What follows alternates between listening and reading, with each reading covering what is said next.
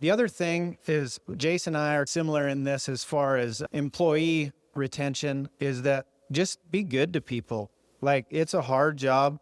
You have to do a lot.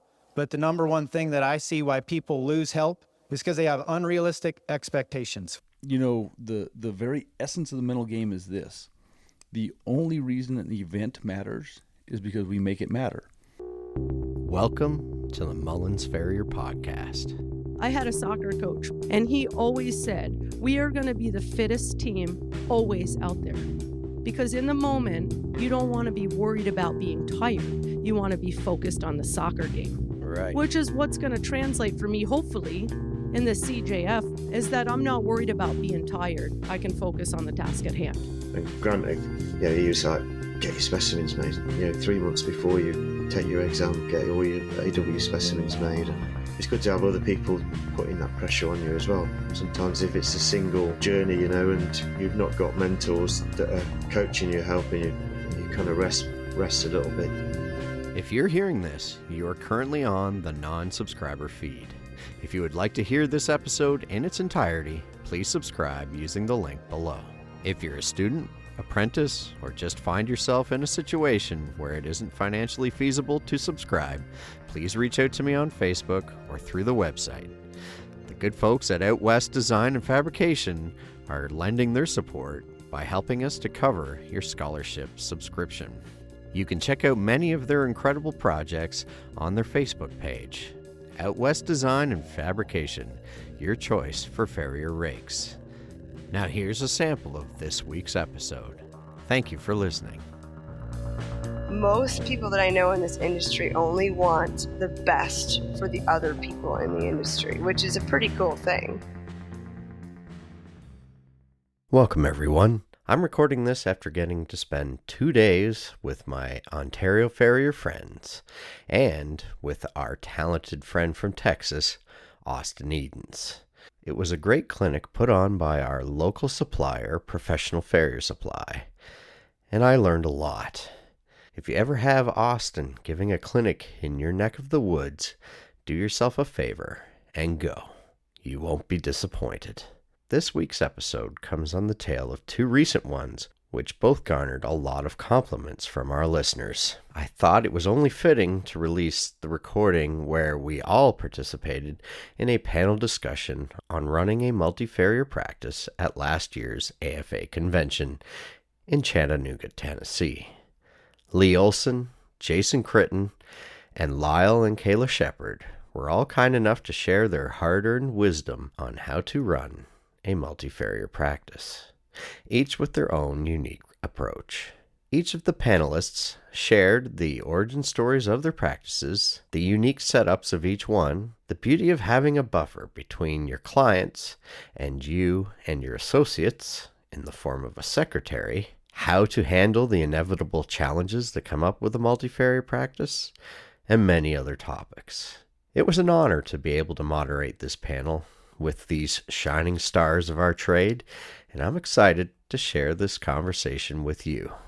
I hope you enjoy the conversation as much as I did.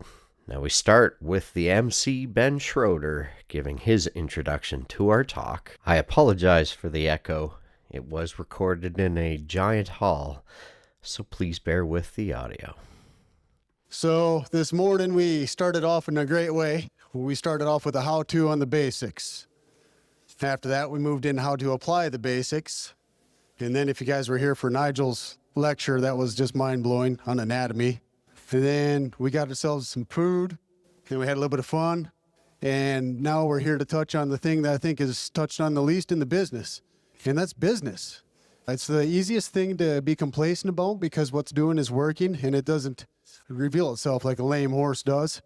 And I get a lot of interest on the multi-farrier practices, but that's as far as it goes. So here today we have a panel discussion on the how-tos.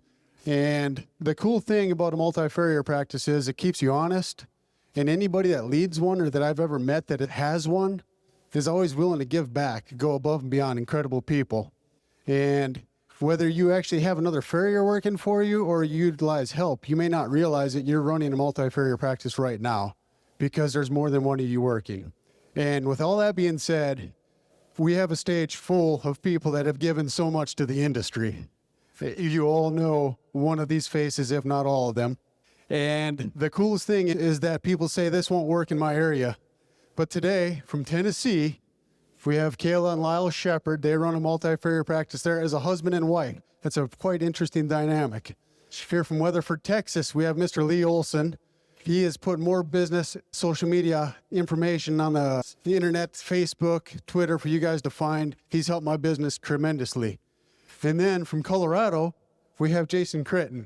If you guys don't know him, he's AWCF. He goes back and forth to Florida, shows a lot of high-end jumping horses, and has a, great thriving business. And then if that's not enough to moderate, the man whose voice that you guys know, everybody knows this voice, the face to go with it all the way from Ontario to Wellington, Mr. Brian Mullins. Let's give him a round of applause, guys. Thanks very much, guys. I was on a vacation and got this call from Adam Farr to do this, and the topic was going to be multi-farrier practices. And it brought me back to a conversation I had with Dave Farley in Florida. We went out for dinner together, and Dave's always willing to share as much information as you're willing to intake. And he started talking about running a multi-farrier practice, and I thought, this is the best idea ever, and I couldn't wait to start my own. And I went home and tried to research as much as I could on it. There wasn't much to read. And then even selfishly through the podcast, anytime I get somebody on like Sam Durham, who runs a multi-farrier practice, I ask them as many questions as I can to figure out how they make it work, because I'm one of those people who have butted up against the things that you will butt up against in running that particular type of business. But these people here on stage with me have made it work, and we're going to talk about the good, bad, and ugly of it all, and hopefully somebody can leave here with that same idea in their head and make it work. We always talk about, man, I wish I could clone myself so I could keep all my clients happy, keep doing what I'm doing, and earn a decent living. And these people have figured out how to do that. So we'll start with the question, and we'll go through each of you.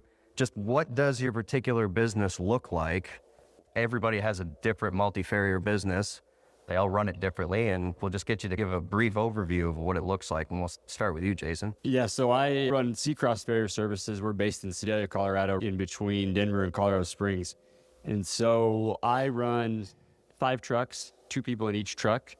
And so we service around 1,000 horses, give or take. And that's typically everything gets done between a 5 to 8 week cycle, nothing longer than 8 weeks. But our standard for shoeing is the CJF. So if you're going to be in a truck as the lead farrier, you have to have your journeyman, not because that means you're a good horse shoer necessarily, but it's easy for me to say, okay, I'm going to send out this guy, he's got his CJF. We've tried to train our customers to know what that was and the importance of it. And so that's what we do. So I have a 2-year apprenticeship program, and I think of the multi-farrier practice like Major League Baseball. You start out as an apprentice, and that might be single A baseball, and you work your way up. And by the end of the 2 years, I pretty well know who I think is going to be a good fit long term. And so those people I've tried to keep over the last 10, 11 years.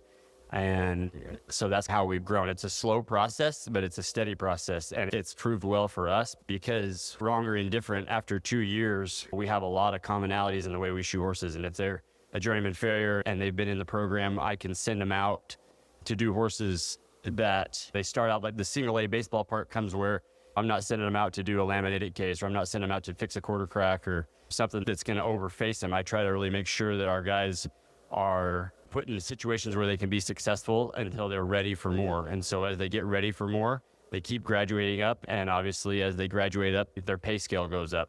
So we break our practice down based on years of experience. So they charge based on that. So when a new customer comes in, we give them, here's your options. Here's your 5 different options of farriers you might want to use. Here's their level of experience. What one meets your needs the most. And so that's how we have our program set up. That's just scratching the surface, but that's how we run it. How about you, Lee? So mine is constantly evolving, and I shouldn't really get the credit for it because I think it was God doing it. But I got really sick of people coming to work for me for a year or whatever, and then they leave, and then they go hurt horses, hurt their reputation, hurt mine. So I just got sick of it. I said, it's 4 years or nothing. I'll just do it myself. And what ended up happening was a thing of beauties, because it's a 4-year apprenticeship program, and then it turned into a multi-farrier practice for the simple fact, like Jason said. For one, I have a lot of respect for Jason and his business. It's beautiful. But year 2, those guys are getting pretty dang handy. And by year 4, they're going to do whatever I would have done anyway. And then I don't want to lose them after that either, so I'll give them a commission after that instead of a base pay. And it works extremely well. And ultimately, it's like college, and they get free housing. They get free lunch during the week. They have no expenses. They have no reason to leave. So it works pretty good. They have to do all my chores. They have to build fence when we want to do that. They have to do whatever I tell them. But I try to be really nice to them. I try really hard to stick to Monday through Friday, 8 to 5. And if I ask them to do something on the weekends, I pay them extra. I really believe that if you have to kill yourself like I used to, if you've heard my story, you need to make some changes, leveling up your skills, leveling up your prices, something. So that's how my business evolved. And we do a haul-in practice. The majority of the time we have a shop in Weatherford, Texas. And one day a week, the guys go out to different accounts. And that's good. It's healthy for them because they get to see what a normal business looks like. And it's not good for me, so I never go. But they enjoy going out and getting out of the shop, which I don't understand. But it's a good thing. Yeah, we'll go on to you guys. Kayla and I. If you would like to hear this episode in its entirety, please subscribe using the link in the show notes. Thank you for listening.